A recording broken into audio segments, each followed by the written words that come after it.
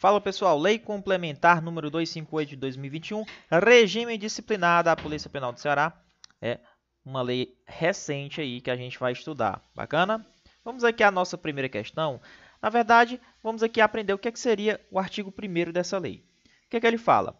Esse regime vai dispor sobre o que, professor? Sobre o regime disciplinar que é aplicável aos agentes públicos do quadro permanente da Secretaria de Administração Penitenciária, a SAP. Então, esse regime vai trazer aspectos relacionados ao comportamento ético, procedimentos para apurar a responsabilidade disciplinar desses servidores. Então, vamos aqui a uma questão onde ele diz o seguinte: o regime disciplinar trata sobre o comportamento ético, bem como os procedimentos para a apuração da responsabilidade administrativa disciplinar, questão correta. Cuidado que ele poderia botar responsabilidade penal, né? Não, na verdade, aqui a responsabilidade que vai ser apurada é a disciplinar. Bacana? O artigo 2º fala o seguinte: quem está sujeito a esta lei? Então, os policiais penais de carreira, tá? E os demais servidores públicos do quadro permanente, não é do quadro temporário, sim. Quem vai estar sujeito a essa lei são os policiais penais de carreira e os servidores públicos do quadro permanente da SAP, né? Por exemplo, servidores administrativos ali da SAP. Parágrafo 1º diz o seguinte: compete à Controladoria Geral de Disciplina, a famosa CGD, apurar a responsabilidade disciplinar dos policiais penais. Então, a CGD é responsável por apurar a responsabilidade disciplinar dos policiais penais de carreira, de acordo com a Lei Complementar número 98, tá, pessoal? Inclusive, tem aula minha falando sobre essa Lei Complementar número 98. Bacana? Vamos aqui mais uma questão. Estão sujeitos às disposições desta lei os policiais penais de carreira e os demais servidores públicos do quadro temporário? Não, é do quadro permanente. Terceira questão. Compete à Secretaria de Administração Penitenciária, SAP, apurar a responsabilidade disciplinar dos policiais penais de carreira. E aí, pessoal, quem vai apurar a responsabilidade disciplinar dos policiais penais de carreira é quem? Será que é a Secretaria de Administração Penitenciária, conforme a lei?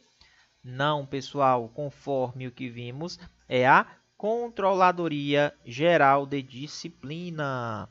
Olha lá. Compete à Controladoria apurar a responsabilidade disciplinar dos policiais penais de carreira. Bacana? Então, questão errada. O parágrafo 2º fala o seguinte: é de competência da Procuradoria de Processo Administrativo Disciplinar, PROPAD, né?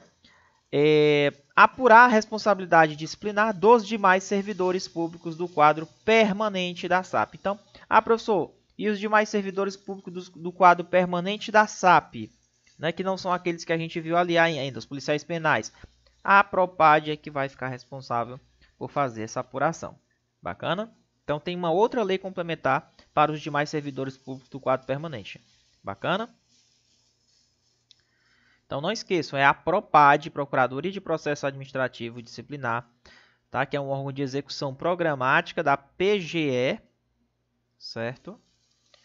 E ele vai ficar responsável por apurar a responsabilidade dos demais servidores aí do quadro permanente da SAP. Se for os policiais penais, tá? É a CGD. Se for os demais servidores do quadro permanente, aí vai ser a PROPAD. Bacana? Quarta questão, é de competência da Procuradoria de Processo Administrativo Disciplinar, PROPAD, órgão de execução programática da PGE, apurar a responsabilidade disciplinar dos demais servidores públicos do quadro permanente da SAP. Item correto. O artigo 3º fala o seguinte, vamos lá. O que ele fala aqui, professor? Vamos lá. Esses servidores, eles irão responder, os policiais penais, irão responder civilmente, penalmente e administrativamente, tá? Então, os policiais penais de carreira e os servidores públicos do quadro permanente da SAP respondem nas 3 esferas. Civilmente, penalmente e administrativamente, pelo exercício irregular de suas atribuições. Pode cumular? Eu posso responder nas 3 esferas, professor? Pode, porque é cumulativo. O agente público legalmente afastado do exercício funcional não estará isento de responsabilidade, professor.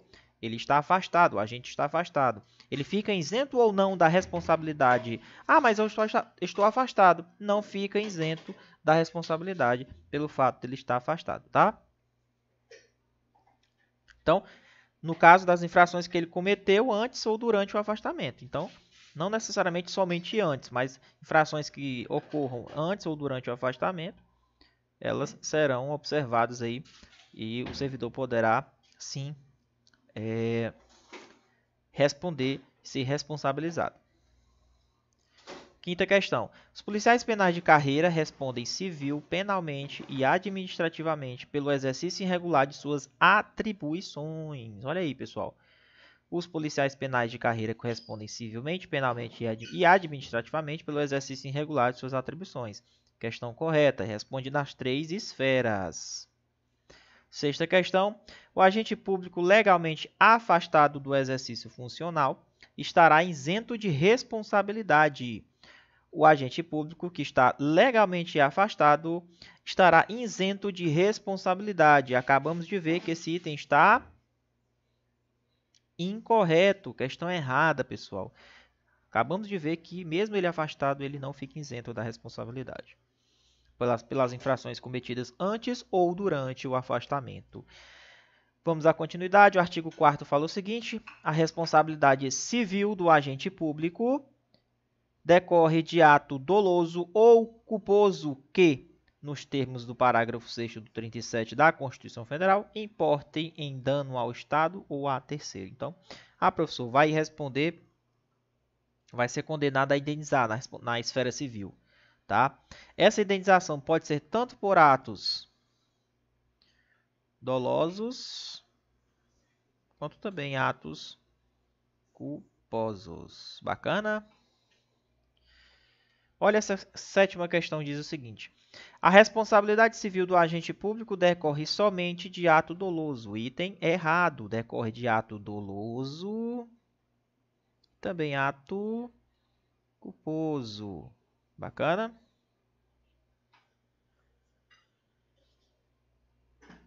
Lógico, tem que gerar dano ao Estado ou a terceiros, né? Para ele poder responder na esfera civil. Vamos lá. O que é que o parágrafo 2º fala? Em caso de prejuízo a terceiros, o servidor responderá perante o Estado em ação regressiva. Ou seja, quando acontece o que o servidor ele causa um prejuízo a uma pessoa, é aquela famosa responsabilidade objetiva, né? Ocorre a responsabilidade objetiva do Estado. Ou seja, o Estado vai lá, paga os danos que o servidor, né, cometeu a um particular e depois o Estado ele entra com efeito que? Regressivo, tá, para cobrar do servidor aquele prejuízo que ele causou. Mas aí vai ser analisado se ele teve dolo ou culpa. Bacana? Então, o Estado ele cobra do servidor através de ação regressiva. A apuração da responsabilidade funcional se processa por meio de investigação preliminar. Então, vai ser apurada a responsabilidade funcional do servidor e por meio da investigação preliminar, sindicância ou processo administrativo disciplinar, que é o PAD, lógico, sempre respeitando o processo do contraditório e ampla defesa, para ele poder se defender, né? Mas essa apuração dessa responsabilidade aqui funcional, pelos atos que ele pratica, serão apurados por meio de investigação preliminar, sindicância e processo administrativo. Questão número 8. Em caso de prejuízo a terceiros, o servidor responderá perante o Estado em ação regressiva. Item correto, é o que está previsto aqui, ó. Em caso de prejuízo a terceiros, o servidor responderá perante o Estado em ação regressiva. Beleza? Nona questão. A apuração da responsabilidade funcional se processa por meio de investigação preliminar, sindicância ou de processo administrativo disciplinar. Assegurados ambos o contraditório e a ampla defesa. Item corretíssimo. Bacana? Item correto. É isso daí. Para a gente apurar a responsabilidade funcional, é por meio de que? Investigação preliminar, sindicância e processo administrativo. De novo, investigação preliminar, sindicância e PAD, processo administrativo. Dando continuidade, a legítima defesa e o estado de necessidade exclui a responsabilidade administrativa, assim como a alienação mental, ao tempo do fato comprovada por perícia. O que é que ele está querendo dizer? Professor, cometi uma transgressão, porém eu estava em legítima defesa. Cometi uma transgressão, porém eu estava em estado de necessidade. Cometi uma transgressão, só que eu sou alienado mental ao tempo do fato. Na época que eu cometi, eu estava louco. Eu era um alienado mental, comprovado por perícia médica. Eu tinha um documento. Bom, se você comprovou tudo isso, vai excluir a sua responsabilidade administrativa. Bacana? A legítima defesa e o estado de necessidade não excluem a responsabilidade administrativa. Item errado. Vai excluir sim, tá? Exclui sim a responsabilidade administrativa, assim também como a questão da alienação mental, se ao tempo do fato que ele praticou a transgressão, ele comprovou, né, que realmente ele era alienado mental. Considera-se legítima defesa, considera-se estado de necessidade. Então, a gente vai estudar aqui o que seria essa legítima defesa, praticada ali pelo policial penal. Seria o revide moderado e proporcional à agressão, tá? Na iminência de uma agressão moral ou física contra você, né? Então, essa é a legítima defesa. Então, é o revide moderado e proporcional à agressão, ou seja, você está se defendendo com os meios proporcionais contra uma agressão injusta, onde essa agressão ela vai atingir o servidor, o seu superior hierárquico, por exemplo, colega de trabalho, patrimônio da instituição por parte do preso. Aí você vai lá e comete alguma agressão. Bom, está em legítima defesa, né? Então, exclui a responsabilidade. O que seria o estado de necessidade? É uma conduta que se revele indispensável ao atendimento de uma urgência administrativa, inclusive para fim de preservação do patrimônio. Então, está lá acontecendo uma situação que vai necessitar da urgência, vai necessitar que aquele agente faça aquilo. Por exemplo, aí ele vai lá e quebra a porta ali da sala, ele vai e para poder sair, porque tá, por exemplo, os presos estão invadindo, os presos estão saindo, está tendo rebelião, e ele vai ter que fechar o portão por quebrar a porta da sala que estava trancada sem a chave. Bom, ele não vai responder pelo dano, né? Ele está em estado de necessidade. Bacana? Ele vai morrer, tá? Ele vai quebrar a porta. É lógico que ele vai quebrar a porta e sair. É um bem menor, tá? Então, nesse caso, o estado de necessidade é uma conduta que é indispensável ao atendimento daquela urgência administrativa, tá? Inclusive para preservação de patrimônio público. Parágrafo 7º. A legítima defesa e o estado de necessidade não excluem a responsabilização administrativa em caso de excesso, imoderação, desproporcionalidade praticado com ato culposo ou doloso. Olha aí que interessante. A legítima defesa e estado de necessidade, em regra, elas excluem sim a responsabilização. Porém, se você praticou a legítima defesa com excesso, com imoderação, desproporcionalmente, aí eu não posso considerar que a sua responsabilização administrativa vai ser excluída, porque não vai. Tá? Porque você teve o excesso. Então, cuidado ao praticar a legítima defesa e estado de necessidade sem excesso, porque senão você vai responder sim. Vamos lá, questão número 11. Considera-se legítima defesa e o revide moderado, o revide moderado e proporcional à agressão, ou à iminência de uma agressão moral ou física. Questão correta. Considera esse estado de necessidade o agente público cuja conduta se revele indispensável para atender uma urgência administrativa, salvo para fins de preservação do patrimônio. Errado. Inclusive para fins de preservação do patrimônio público. Item errado. Então, você pode alegar estado de necessidade, inclusive para preservação do patrimônio público. 13. A legítima defesa e o estado de necessidade não excluem a responsabilização administrativa em caso de excesso culposo ou doloso. Questão correta, acabamos de ver. O artigo 7º ele fala da questão, pessoal, das transgressões disciplinares. Então, as transgressões que você, policial penal, pode chegar a cometer vai de acordo com a gravidade. Então, elas se classificam em transgressões de primeiro grau, segundo grau, terceiro grau e quarto grau. De novo, primeiro grau, segundo grau, terceiro grau, quarto grau. De novo, primeiro grau, segundo grau, terceiro grau, quarto grau. São as gravidades, a divisão pelas gravidades. Então, professor, essas transgressões elas serão aplicadas aos servidores do quadro permanente da SAP? Será? somente no que for compatível com as funções. Mas a regra que aplica aqui para os PPs, policiais penais, e no caso do servidor permanente da SAP, somente no que for compatível. Então, servidor da SAP, quadro permanente, só no que for cabível, não é em todas as situações. Os artigos aqui não dá para aplicar todos esses servidores aqui de quadro permanente da SAP. Bacana?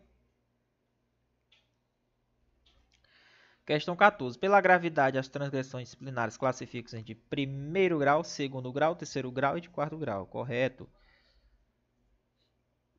O artigo 8º, ele mostra as transgressões disciplinares de primeiro grau. Tá lembrando que essas transgressões aqui no regime, elas são exemplificativas, tá? Elas são transgressões exemplificativas. Outras podem ser consideradas também transgressões, né? Somente essas que estão nessa lei, não. Se for parecida e a conduta também violar os direitos e os deveres, então serão transgressões também.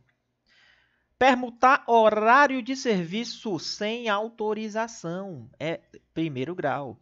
Tratar de interesse particular na administração também de primeiro grau. Chegar atrasado ao serviço ou ao plantão para o qual está escalado, caso ele não seja reincidente, né? Porque se for, aí já não dá para aplicar de primeiro grau. Salvo se justificado. Bacana? Olha essa questão número 15, ó. Permutar horário de serviço ou execução de tarefa sem autorização. É uma transgressão de quê, professor? De primeiríssimo grau. Ó, vamos lá. Continuando aqui. Artigo 6º. São deveres dos agentes públicos abrangidos por esta lei. Então, tá aí. Eu coloquei só alguns. Existem outros, tá? Vocês dão uma olhadinha na lei. Preencher formulários próprios descritos no procedimento operacional padrão POP. Então, você tem que preencher. É um dever seu preencher os formulários. Respeitar e fazer respeitar a hierarquia do serviço público, obedecendo às ordens superiores, exceto ordens ilegais. Ordens ilegais não são cumpridas. Representar contra a ilegalidade, o abuso de poder ou a omissão no cumprimento da lei. Tratar as pessoas com urbanidade. Guardar sigilo sobre assunto da repartição. São deveres dos agentes públicos abrangidos por esta lei. Olha o que essa questão 16 fala. São deveres dos agentes públicos abrangidos por esta lei, exceto. Ele quer a alternativa que esteja errada. Ó, preencher formulários, o POP, com certeza. Respeitar e fazer respeitar a hierarquia do serviço público, sim. Inclusive, se manifestamente ilegal, aí está errado.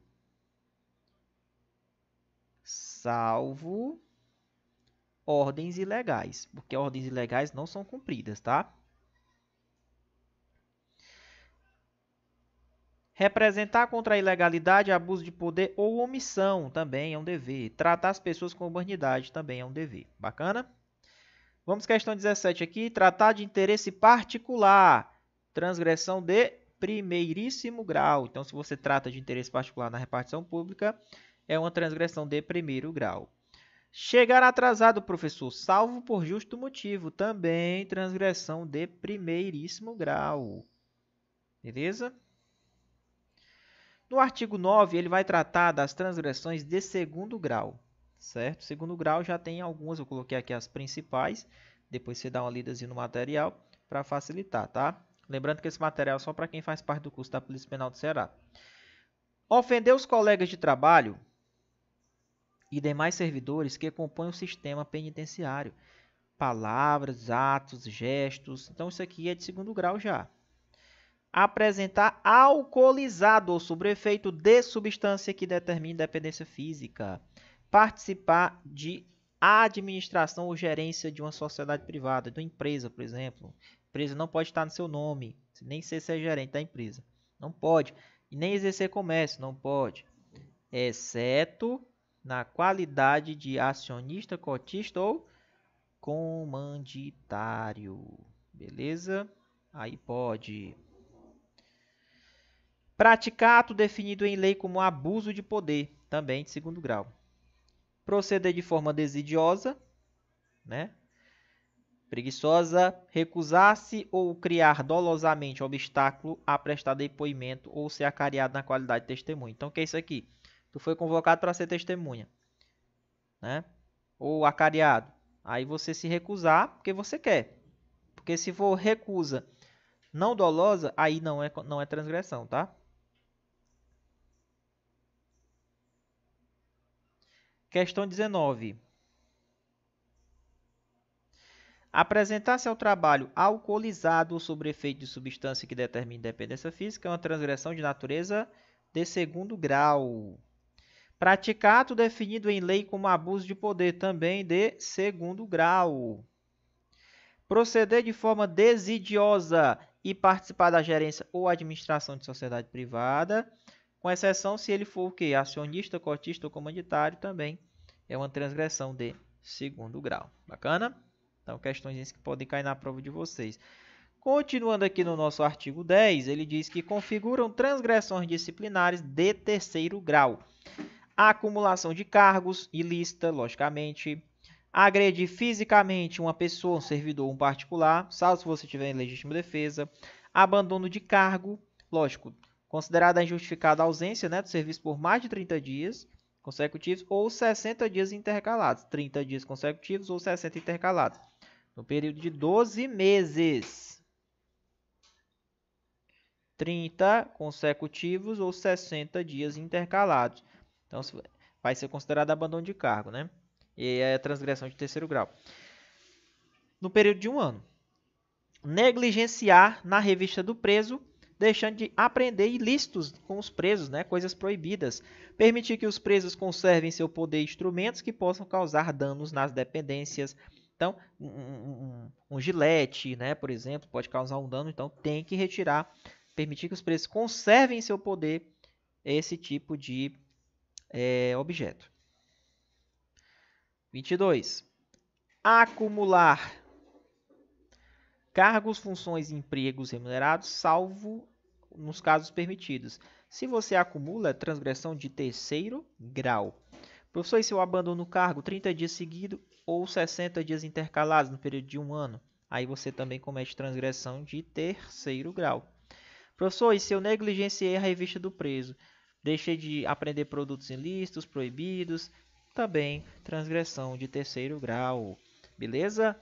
Vamos aqui ao artigo 11, onde ele fala o seguinte. Configuram transgressões disciplinares de quarto grau. Quarto grau, professor? Olha lá. São 4. Esse aqui é o mais fácil de decorar.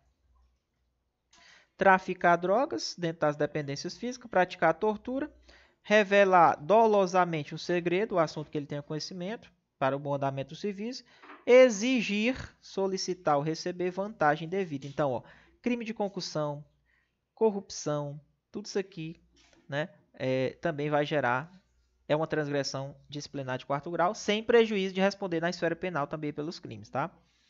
Vamos lá, traficar substância que determine dependência física, quarto grau.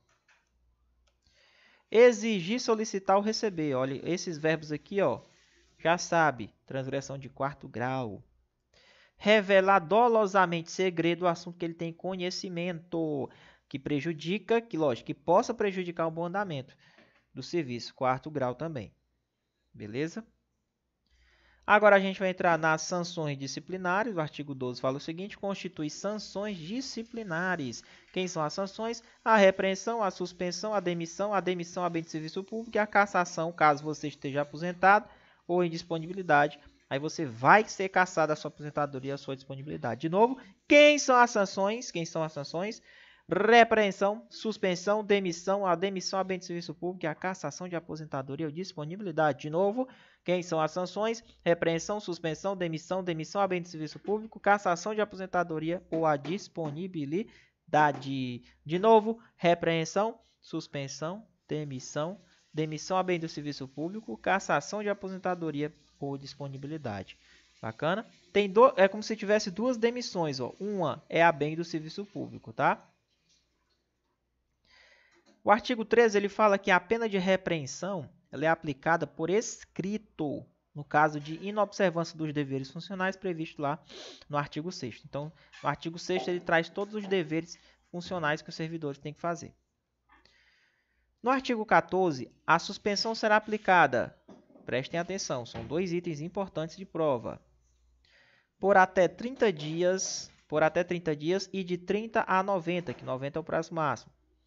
De 30 dias é caso ele cometa alguma transgressão de primeiro grau ou na reincidência de uma falta que já foi punida com repreensão. São os 2 casos para você aplicar até 30 dias.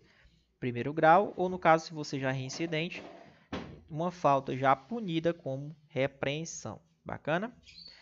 Professor, de 30 a 90. De 30 a 90 é no caso de você cometer uma transgressão de segundo grau. Então, até 30 pode ser transgressão de primeiro grau e reincidência de uma punição que você foi punido com repreensão. Certo? Professor, de 30 a 90, se você foi punido ali com transgressão de segundo grau. Professor, durante o período que eu estou suspenso, eu ganho meus direitos, minhas vantagens inerentes ao exercício do cargo? Não, você não faz jus os direitos e as vantagens inerentes ao exercício do cargo. 15. A sanção cabível em caso de transgressão disciplinar de terceiro grau é a demissão, certo, professor? A sanção cabível em caso de transgressão disciplinar de terceiro grau é a demissão. E aí, professor, a sanção cabível em caso de transgressão disciplinar de terceiro grau é a demissão. Certíssimo. Olha aí o que o artigo 15 fala, tá? Cuidado, de novo. Questão de prova. A sanção cabível em caso de transgressão disciplinar de terceiro grau é a demissão. Professor, quando é que se dá a demissão a bem do serviço público? Você falou que tinha 2, né? É aqui, ó. Quando você comete uma transgressão de quarto grau e uma transgressão de terceiro grau em que a gravidade justifica eu aplicar essa medida. Então, qual as hipóteses que eu vou aplicar a demissão a bem do serviço público? No caso, quando você comete uma transgressão de quarto grau, ou uma de terceiro grau, mas que essa medida, a gravidade com que foi cometida, ela justifica aplicar a demissão a bem do serviço público. Então, se ficar a critério da autoridade julgadora. O artigo 16, ele diz que a sanção de cassação de aposentadoria ou de disponibilidade ela é aplicada ao agente público que houver praticado transgressão disciplinar sujeita à penalidade de demissão, inclusive demissão a bem do serviço público. Então, ele estava lá no serviço ativo, né? E aí, durante o serviço ativo, foi verificado que ele tinha cometido uma transgressão, né? Essa transgressão sujeitava a demissão dele, inclusive demissão a bem do serviço público. Então, como ele já está aposentado, vai ser cassada a sua aposentadoria ou a sua disponibilidade, caso ele esteja em disponibilidade. Vamos aqui à questão número 28. Marque a alternativa incorreta sobre as sanções. A suspensão será aplicada por até 30 dias, na hipótese de transgressão de primeiro grau ou na reincidência de uma falta já punida com repreensão. Correto. A suspensão será aplicada de 30 a 90 dias, na hipótese de transgressão de terceiro grau. Correto. C. Vamos lá.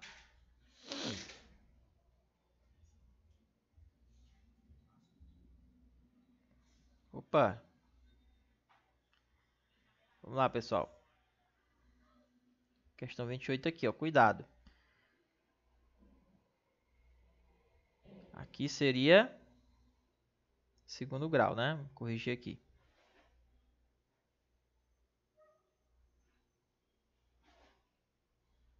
A suspensão será aplicada de 30 a 90 nas hipóteses de transgressão de segundo grau. Tá lá, ó. A suspensão será aplicada de 30 a 90 na hipótese de transgressão de segundo grau. Tá vendo aqui, ó? O erro da questão não é terceiro. 30 a 90 de segundo grau. As sanções cabíveis em caso de transgressão disciplinar de terceiro grau é a demissão. Aí tá correto. Tá errado esse item aqui, o item B, viu?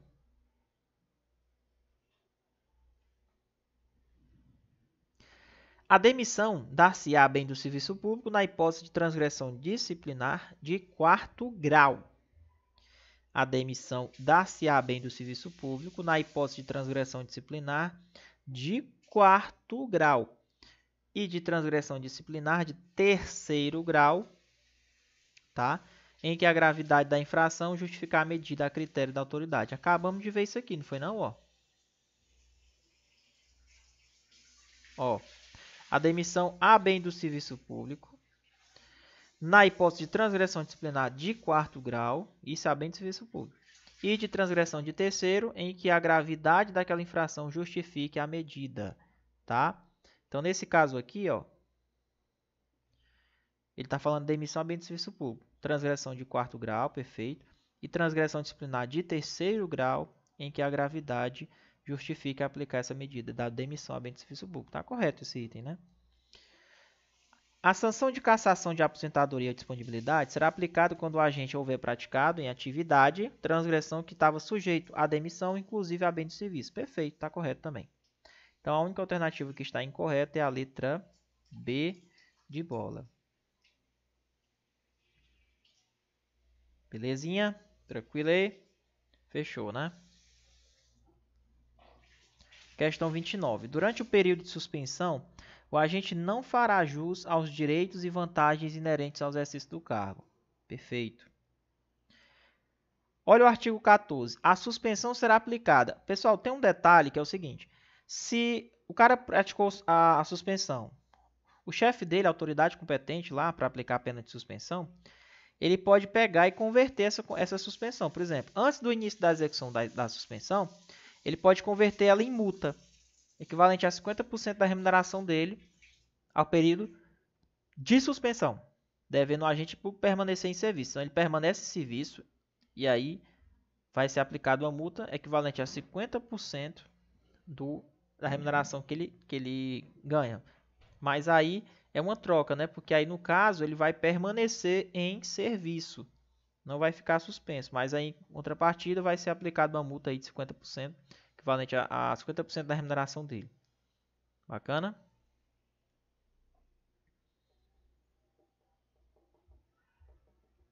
Professor, essa multa é equivalente ao período que ele ficar suspenso. 30.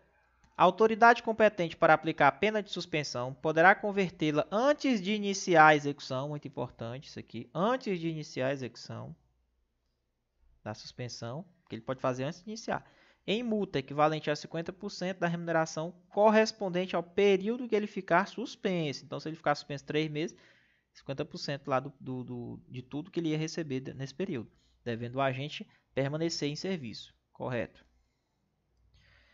Como é que se vai se extinguir, professor, a punibilidade da transgressão? Bom, ele cometeu uma transgressão, ele vai ser punido, né? Pronto. A punibilidade pode ser extinguida quando? Quando ele morre. Quando ele morre, ele não vai mais poder responder. Ou pela prescrição. Todas essas transgressões elas têm um prazo para o Estado te punir. Se o Estado não te punir naquele prazo, não tem mais como. Ó, quais são esses prazos? A prescrição vai se consumar nos seguintes prazos. No caso de infração sujeita à pena de repreensão, o Estado tem 2 anos para te punir. Se o Estado não te punir em 2 anos, está extinta a punibilidade, prescrita. Infrações sujeitas à pena de suspensão, tem 4 anos para te punir. Infrações sujeitas à pena de demissão, demissão a bem de serviço público, cassação da aposentadoria e disponibilidade. O Estado tem 6 anos para te punir. Detalhe, esses prazos aqui de 2, 4 e 6 não se aplica quando ele é considerado crime, o ilícito, tá? Porque aí vai prevalecer a prescrição do prazo do crime previsto lá na lei.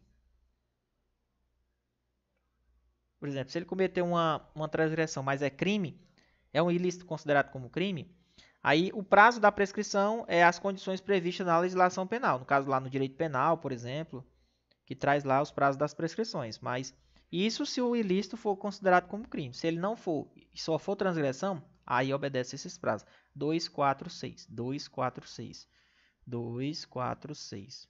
Bacana? 2 para repreensão, 4 para suspensão, demissão a bem de serviço público, cassação de aposentadoria, 6 anos para o Estado te punir. Se ele te punir, ele não te pune mais. Vai ser extinta a punibilidade. Questão 31. Vamos lá. Sobre a extinção da punibilidade, marque a alternativa incorreta. A prescrição se consuma para infrações sujeitas à pena de repressão em 2 anos, certo? A prescrição se consuma para infrações sujeitas a penas de suspensão em 4, certo? Correto. A prescrição se consuma para infrações sujeitas a pena de demissão, demissão a bem do serviço, cassação de aposentadoria em 6 anos. Perfeito. Extingue-se a punibilidade da transgressão disciplinar somente pela morte. Não, não é somente pela morte.